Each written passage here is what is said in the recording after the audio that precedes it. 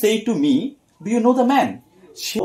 প্রথমে কি করতে হয়, এই ভার্বের টেন্সটাকে দেখতে হবে। say to কি tense, past tense. do you know the man, do থাকার জন্য আমরা বুঝতে পারলাম এটা প্রেজেন্ট ইনডিফিনিট টেন্স রয়েছে, তবে পাস্ট টেন্স আছে তো পাস্ট টেন্স করতে হবে, এটা কিন্তু প্রেজেন্ট ইনডিফিনিট আছে।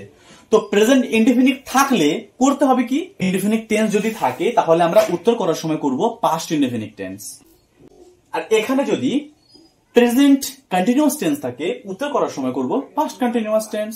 একইভাবে প্রেজেন্ট পারফেক্ট টেন্স থাকলে পাস্ট পারফেক্ট টেন্স করব, প্রেজেন্ট পারফেক্ট কন্টিনিউয়াস টেন্স থাকলে উত্তর করার সময় পাস্ট পারফেক্ট কন্টিনিউয়াস টেন্স করব।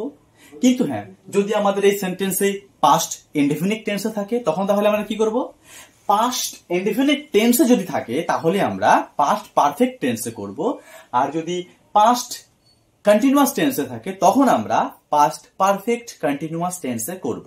এটা কিন্তু মনে রাখতে হবে।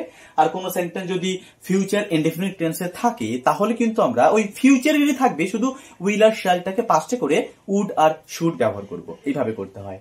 সেই টু যে আছে এটা বদলে আমরা লিখবো কি বলতো, আমরা আস্কড, পাস্ট টেন্স আছে যেহেতু তাই আমি ইডি লাগিয়ে বলছি, পাস্ট ফর্মে বলছি, আস্কড লিখতে পারি, অথবা ওয়ান্টেড টু নো লিখতে পারি, অথবা ইনকোয়ার্ডস লিখতে পারি। এই তিনটে ভার্বের মধ্যে কোনো একটা তোমার যেটা ভালো লাগবে তুমি সেটা ইউজ করতে পারো।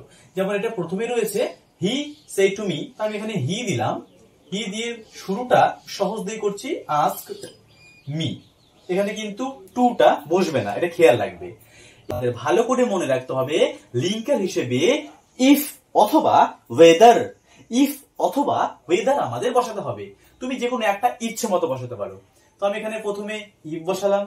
এবার আমাদের কি ফলো করতে হবে বলতো, এই যে পোর্শনটা, এইবার আমাদের এখানকার সাবজেক্টটা ফলো করতে হবে। সাবজেক্ট এখানে রয়েছে ইউ, এখানে ইউ বলতে কাকে বোঝানো হচ্ছে, এখানে ইউ বলতে কিন্তু এই আমাকে বোঝানো হচ্ছে। হি আস্কড মি, আমাকে বলেছিল do you know the man, এখানে ইউ বলতে তো আমি আমাকে বোঝানো হচ্ছে।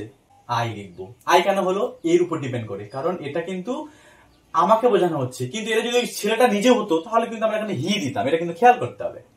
তো আই, আর আমি বলেছিলাম এটা প্রেজেন্ট ইনডিফিনিট টেন্সে আছে, তাহলে আমাদের কি করতে হবে, পাস্ট ইনডিফিনিট করতে হবে। তো নো এটা তো প্রেজেন্ট ফর্ম, তো পাস্ট ইনডিফিনিট রুলস যেটা রয়েছে সেটা কি সাবজেক্টের পরে ভার্বের সেকেন্ড ফর্ম মানে past form. I knew, knew এই যে, তাহলে আমাদের হয়ে গেল এটা past indefinite tense, the man, the man, and full stop.